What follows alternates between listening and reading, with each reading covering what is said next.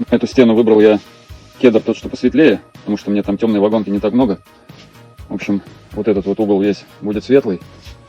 Вот, а то, что лицевая сторона будет, вот это и вот это. Здесь уже сформирую некое подобие рисунка. Поиграю с цветами. Вот, ну, слушайте, прикольно, уютно для квартиры. Да, тут, конечно, не полежишь, согласен.